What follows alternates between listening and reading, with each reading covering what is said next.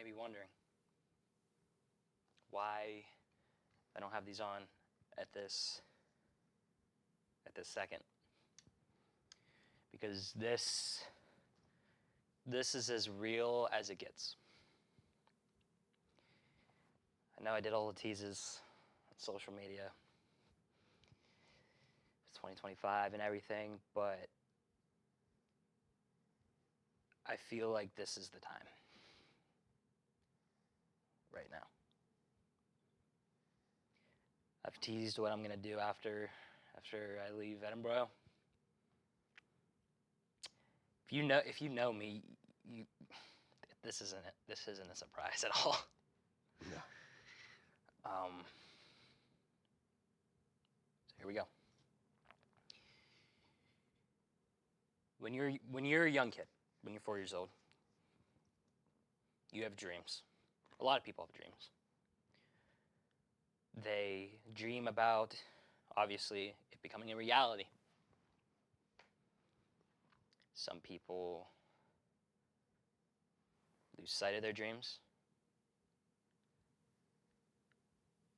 Some people don't. Because they're confident enough and they're strong enough here to go for it. And I am one of those people. And when I was 4 and I knew there was one thing that I needed to do. There was one thing that my older brother I knew needed to do, but didn't get the chance to do. And it was more so in 2017 that I knew I have to do this. And that is to be a professional wrestler. More specifically, world champion. Finish the story is a tagline that's been thrown around with Cody recently. And ever since I've come to Edinburgh, I feel like I've written my own story, and I feel like everything happens for a reason. And coming here was the best thing for me to do.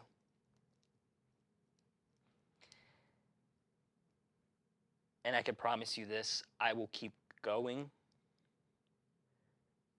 until I physically can't do it anymore. And the grind doesn't stop until I have the world title. So here we go. Let's get on with the show.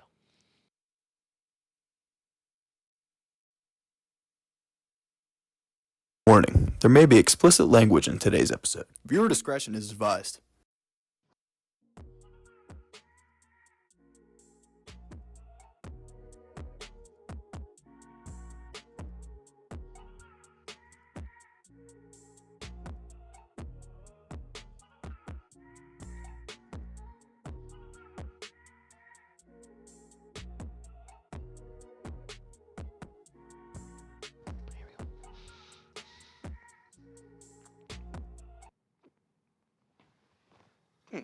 He's not here. He's gone. He has a meeting. Yeah, he's just at a meeting. Yeah. He is disgusted over not winning March Madness. Yeah, he is disgusted because if Purdue would have won, he would have won. I didn't even know you could it gives you what you need to do to win scenarios. Oh, does it really? Yeah, I was like, that's pretty cool. I didn't know that. That is cool. So yeah, Dom needed Purdue to win it all, and then Landon needed UConn to win, and UConn won, and Landon's your winner. I want to say the F word so bad. Remember when I picked FAU to upset UConn? Yeah, still have these. But yeah, there's no turning back now. It's out there. Everybody knows what I'm going to do after Edinburgh. You can finally talk about it if you want to. Let's go. Wow, this really does feel weird, only being that this is old school. This is old school. This is really old school. This is old school. Alex and I will do a podcast talking about it because there really is only one person that I want to ask questions about my future, and that's him. More going for gold with Alex Brown as a guest. I'll do that whenever you want. I don't really care. Bet. So I'll go into depth about it. Again, it's not surprising. If you know me, it's not surprising at all. Dreams are dreams. People don't lose sight of it. And I feel like more people are starting to believe in me because of that. I feel like betting on myself, I have a good track record. Yep. Now betting against me on Tailgate Talks, different story. But if you paid attention to the teases, it's not surprising. Obviously, when I say elite, it means AEW. Like, Yeah. duh. All elite wrestling. Yeah. Even our very first contract that I presented to you on the show. It had the AEW logo. Just an AEW logo. If you pay attention, it had the logo. It was just a piece of paper with an AEW logo. That's all it was. And listen, I know people are gonna question it, and they're gonna be like, "Yeah, okay, right." But the people that I thought would question it are starting to believe now. There's some family members, and I'm not gonna name names. And like, I love all my family members, and this is a fair criticism of me as a person. They did not think I was. There's some people in my family that didn't think I was gonna make it this far in school, which is not it's not a bad thing. That's not an insult, because I'm gonna be totally honest. I didn't like high school. Yeah. I didn't put in the effort with homework. Like, I didn't. So it is a valid concern that I wasn't going to make it this far. I get it. But like I said, with what we've built and what we've done, going on TV and everything, more people are starting to believe. And quite frankly, confidence-wise with this and everything, even I'm starting to believe more. Yeah. So there we go. I remember I remember when I told you that. I was preparing for the really, and he literally, this was his reaction. Okay. I was like, cool. Oh, cool. I'm going for my dream too, being a football coach. I was like, oh, yeah, sick. Nice. We can talk about our dreams now. All right, let's get on with the actual scheduled program. Dom should be back next week. Dom might. Hopefully he's back next week.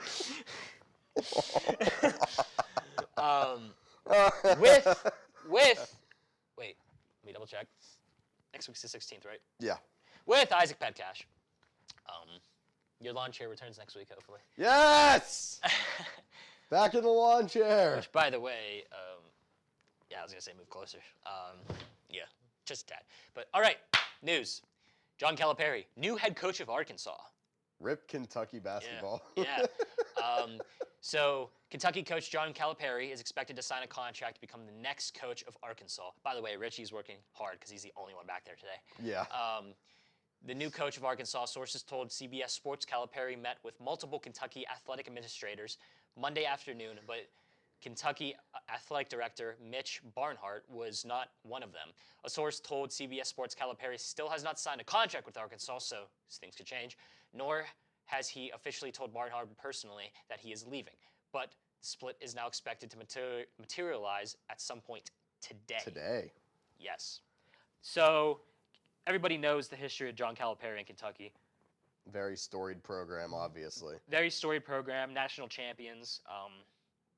Just overall great coach. And by the way, don't think Athlete Spotlight is returning. We'll be back next week. We're still trying to get back into the groove of scheduling these, so we'll get that squared away as soon as we can. But I don't know what's going to happen here. I'm going to be totally honest with you. I don't really know. I feel like... How was Arkansas men's basketball this year? I mean, they obviously didn't make the tournament. Well, here's my thing with this. I feel like if John Calipari does make the move to Arkansas, he will change that program for the better. Probably. Yeah, they finished third from the bottom. They went 16 and 17. They're not gonna. I don't feel like they're gonna change it right away. No. It's going to be over time. That's what kind of Jeff Capel did at Pitt. Yeah. But yeah, I feel like if he takes the job with Arkansas, I do think he will change the program for the better. Probably.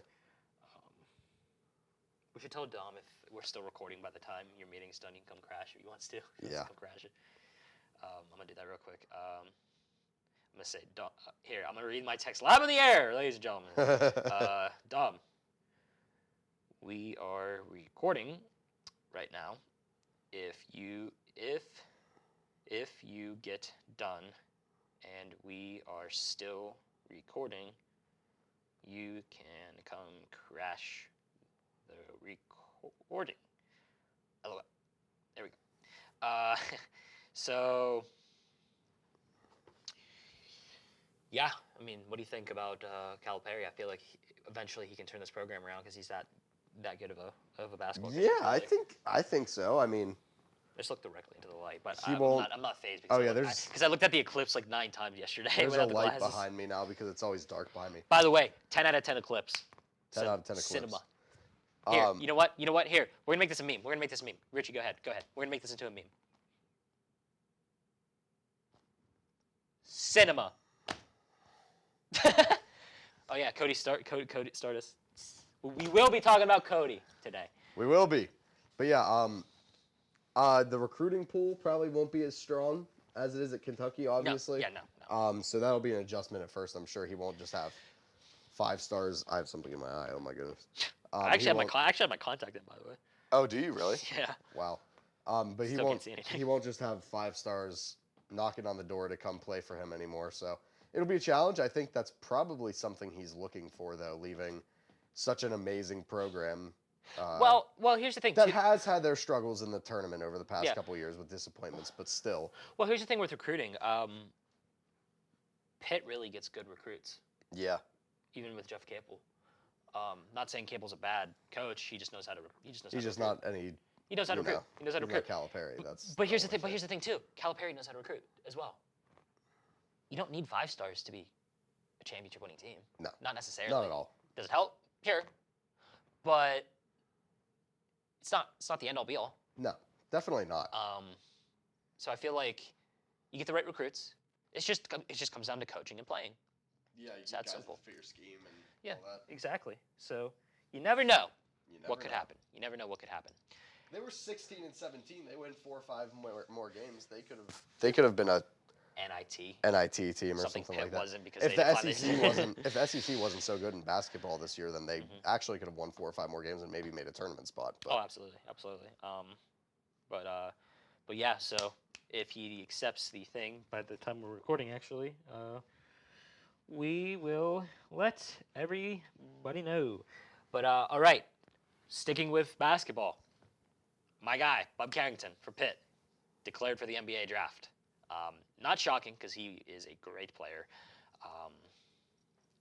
I think he'll be great. And I definitely think I'm going to go get his jersey, though, because it's like the last first-round pick for Pitt. I'm not saying he's going to be. He might be. He's projected to be a late first-round pick to the Cavs. If he is, I'm going to get his jersey because here's why. I think the last first-round pick that came out of Pitt was Steven Adams. So. Oh wow.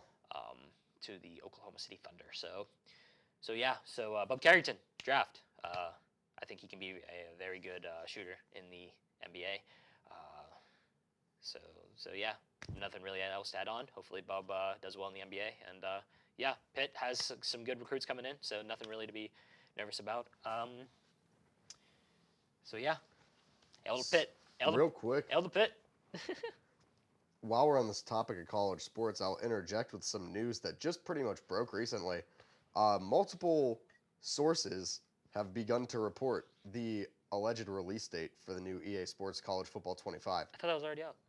No, the official release date still hasn't been announced. Oh. But multiple inside sources, including an Outkick article, have said that the release date will be in the back half of July, and the expected date is July 19th because EA Sports College Football, or formerly NCAA football would always pretty much always drop on the second or third Friday of July.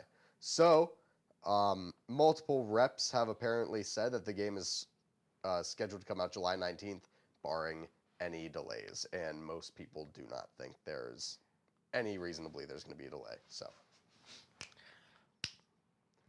All right, can't wait. This next news, I can't wait for Nate Yarnell Heisman and Dom Kaiser Heisman and Nat Carlisle Heisman and Bo Swartz Heisman and Isaac Bernard Heisman and yeah. So I'm gonna be totally honest, because I always am. Real salt of the earth. God, the wrestling teases aren't gonna be the same anymore because now it's out there. Yeah, But, that's true. But yeah, so I put this news story into the prompter because there was nothing else to talk about. So I'm gonna just read it. So NCAA could okay new transfer eligibility rule at the next NCAA meeting. The NCAA Division I Council could adopt emergency legislation this month for a new transfer rule that would allow all undergraduate athletes to transfer and play immediately if they meet specific academic requirements. A source confirmed to ESPN on Monday the proposed legislation, which was first reported by The Athletic, would not limit the number of times an athlete can transfer. Wow. Athletes would still have 2 transfer windows and wouldn't be able to transfer mid-year and play for a second school in the same season. Right. In December, I almost said NWA. That's a wrestling promotion back in the day. The NCAA proposed this policy in reaction to a West Virginia judge's ruling that, of course, West Virginia, intended to stop the organization from enforcing its bylaw, barring athletes from transferring multiple times and playing right away. The NCAA agreed to terms on a preliminary injunction that runs through at least the end of the academic year. Wow. Wow, I actually didn't even read that. That's actually very interesting. Yeah, it is. Trying to gather my thoughts. That's really big. Being able to transfer as many times as you want. I don't know what the limit was before. Obviously, again, academic requirements and not being able to transfer mid-season and play for 2 teams in the same calendar year for that sport, respectively. I wonder if that's in general. I wonder if you were a dual sport athlete in college, if you had a fall and a spring sport, if you could play the fall sport, then transfer and play the spring sport for the other team. Yeah. I would be curious to see how something like that would work. Obviously, everything else is pretty black and white. You can't be playing, you can't be playing USC football and then transfer midseason and start playing Alabama football or anything like that. You can't do anything like that, but obviously this is huge for the NCAA, and this just continues to, what some people would say, enable people to chase NIL bag and not have any true care for the game, which I don't think is true. But I do think that this is huge for college sports, and just continues to prove that they're going to look nothing like they have for a very long time in the distant future. Or the near future, not the distant future, excuse me. But yeah, so interesting. Very interesting. Exciting too, actually. And speaking of exciting, the women's Final Four. What a Final Four. My parents were at the Final Four. Oh yeah, that's right, they were. So let's run these scores down. These scores down. My goodness gracious. It's already been a long week. South Carolina beat NC State 78-59. Caitlin Clark in Iowa defeated UConn 71-69. Oh, in a barn burner. And the national championship, South Carolina actually defeated Iowa, which actually kind of shocked me because obviously Caitlin Clark, 87-75. So of course everybody knows about the controversial call. Do you have any stance on the controversial call? No, I'm not fully sure what happened. I didn't see it. I don't think. I might have seen a clip on social media and I just can't remember. Yeah. But I mean, South Carolina is one of 10 programs to ever finish a perfect season in college basketball. Like they were clearly very, very good. Yeah. Caitlin Clark in Iowa were absolutely insane. So was Paige Buchers in UConn, and Angel Reese and Flau'jae Sanders at LSU. I believe that's her last name. If I got it wrong, I think so. Then I stand corrected. But you get what I'm saying. There was a plethora of incredibly talented women's basketball players. Even make it 3 for LSU. Hayley Van Lith as well, who actually just transferred. But there was a plethora of really talented women's basketball players this year. I get it. If it's a controversial call, people aren't going to like it, obviously. You don't want controversial calls to be a big factor in any game whatsoever, especially a national championship game that was relatively close in score. But it happens. Caitlin Clark still had an absolutely insane career. Skip Bayless would still take her in the NBA draft over Bronny James.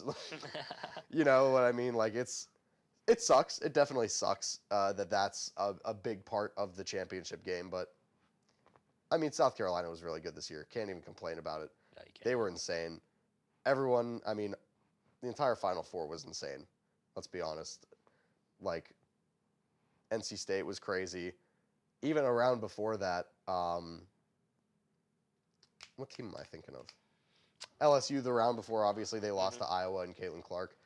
But, so there was a ton of teams that were really good. I wholeheartedly believe that both tournaments were great this year, but I do think the women's tournament was better. Especially the Final Four in the national championship. Yeah. They were just absolutely incredible. Yeah, just incredible. Also, fun fact, Caitlin Clark scored more points than Iowa football's offense scored the entire time she was Go Buckeyes! She was at Look at these Iowa. arms. She was what? How many years was Caitlin Clark at Iowa? Like 4, probably, I would assume. Pretty standard, 3 or 4. Something like that, yeah. So she alone has more points than the Iowa football team's offense. That's crazy. In the time since she's been there. That's crazy. Which is so funny to me. But yeah, so women's bracket was crazy. We got the men's bracket scores too. We yeah, and to get to those anybody in a second. and to anybody that says we don't cover women's sports. Here we go. We're also thinking about now that we're through with March Madness and that's all over with, and we're going to be getting into that, especially now that we're not going to have a lot of stuff to talk about. We are going to start trying to talk about the PWHL more as well. So look out for that, which means we just have to talk about more NHL at the same time. And Buccos! And Who are Buccos. hot right now. Yeah, that's a segment. Let's finish up the men's. Go ahead. And get to. Oh, okay, I'll do it. So the men's final 4 games, UConn and Alabama played in the first game. UConn won that game 86-72. I hate you, Alabama. And according to the teleprompter, Purdue beat NC State 63-5. It was like they were in the 50s. I must have not copied the other number. Anyway, the national championship, UConn versus Purdue, 2-1 seeds. UConn beat Purdue 75-60 to become the first team to go back-to-back since the 06-07 Florida Gators. Screw you, Purdue! Camden Heidi had the most insane putback dunk I've ever seen in my life. When I said screw you, Purdue, Richie just rushed back over. And then you said something about it, and he just went. Yeah, we won't talk about how I ended the March Madness with 250. That's terrible. That was worst March Madness year of my life. Ugh. God. Oh, my God. That's 250. Oh. Oh. I don't even know what happened. You picked Texas to go to the Natty. That's what happened. Yeah. I mean, I pretty much busted an entire region for you. By the way, no BS. On AEW Dynamite tomorrow, the Young Bucks are releasing the Jack Perry and CM Punk fight from All In last year. I kid you not. I am not kidding. They're legitimately showing the footage. What? I figured I mentioned that because I mentioned Phil last week. And here, this is what I'm going to say. You ran your mouth. Now it's going to bite you in the ass. Yeah, it really is. Exactly. You asked for it. So, there you go. Enough about Phil. Buccos! Yes, home opener, they lost. They lost to Baltimore, but we're taking positive here, ladies and gentlemen. They're decent. Positive. Okay. O'Neal Cruz was 3 for 4. O'Neal Cruz playing baseball. He's lasted longer than he did last year. Did you give O'Neal Cruz your ankle? I did. It's still fine. Yeah. Yeah, Cruz was 3 for 4. Key Brian Hayley still hitting pretty well, 2 for 3. Jared Jones, still gave up a couple runs, but I'm gonna be real honest with you. When he gave up a home run and then another run, he didn't look phased at all. He seemed Stood calm. strong. Love that. He seemed calm. Didn't lose track of what he was doing. So yeah, Game 2, O'Neal Cruz hit a walk-off single, so there's that. Game 3, they won 3-2 against Baltimore, and then Detroit last night. Brian Reynolds, he has a 100th home run. He also hit the gritty. Mitch, yesterday, he's had a slow start, but this is a much, much, much better start. 6 innings, 5 hits, 2 earned runs, 9 Ks, 3 walks.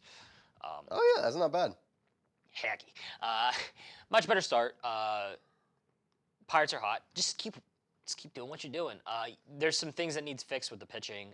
Bailey Falter, by the way, almost had a no-hitter against Baltimore, and Wow. Killer Williams screwed it up. So, what I would change with the Pirates right now, I would DFA Williams. He's terrible. Which, by the way, Bailey Falter, I know I was harsh on Bailey Falter, but he's in another spot, almost pitching a no-hitter.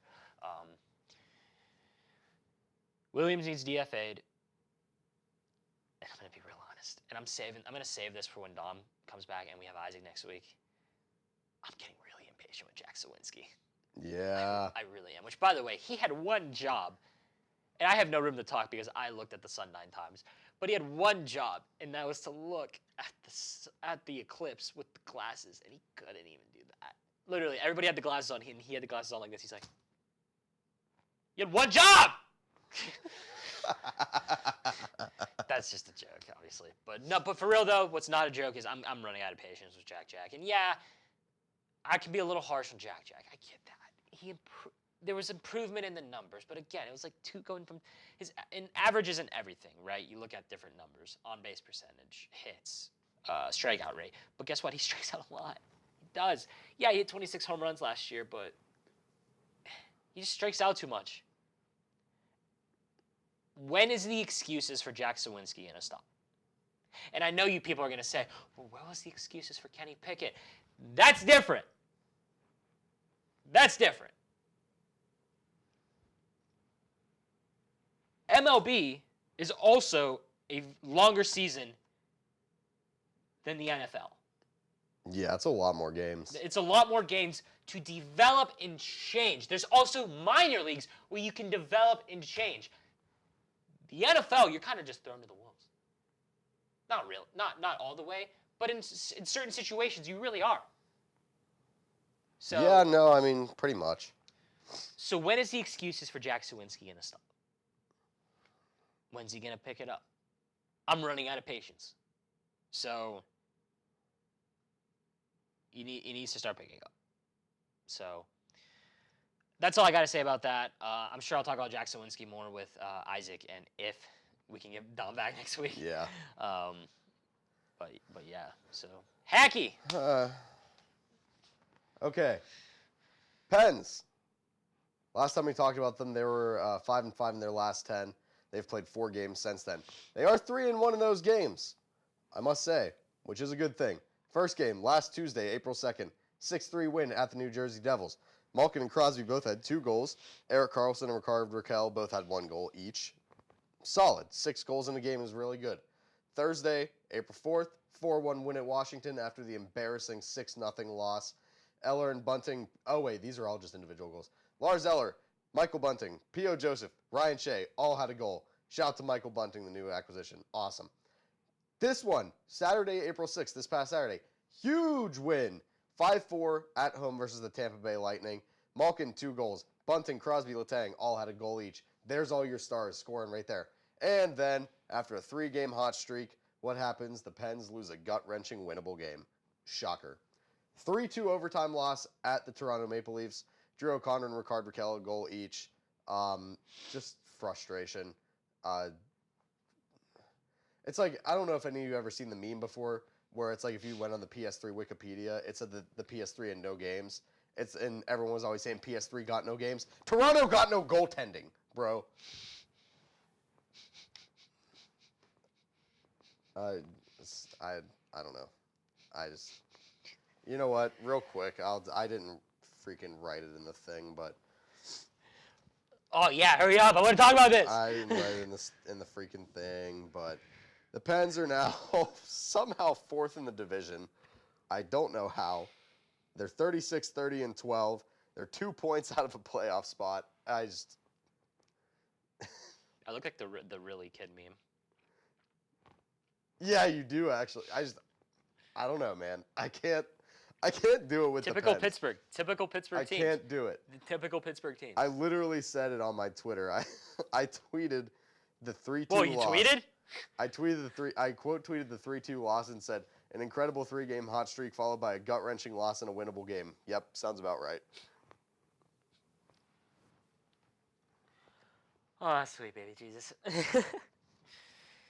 Talk about him. Talk about him. It'll make me feel better. Cody finished the story. Let's go! He defeated Roman Reigns for the undisputed WWE Championship. Roman had the belt for 1,000 days. Wow. So night one, The Rock pinned Cody. Don't know why. Doesn't matter. Doesn't matter. Cody finished the story. Shout out to the random Undertaker appearance. Yeah, let's talk about this because he will actually. I got him back into professional wrestling, by the way. Yeah, I watched it with him on. Was it Sunday night? Yeah. Yeah. There was some near falls that my heart was beating because I Yeah. I actually genuinely didn't know if he's gonna finish the story or not. I know it's scripted and whatever, but so this was so overbooked. But it's fine.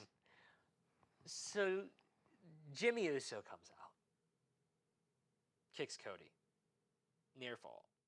Jey Uso comes out, his brother, at the weirdest angle, tackles his brother off the stage through 2 tables. He's down. That was really funny. Solo Sikoa comes out, and I knew this was gonna happen because they were feuding. Couple near falls.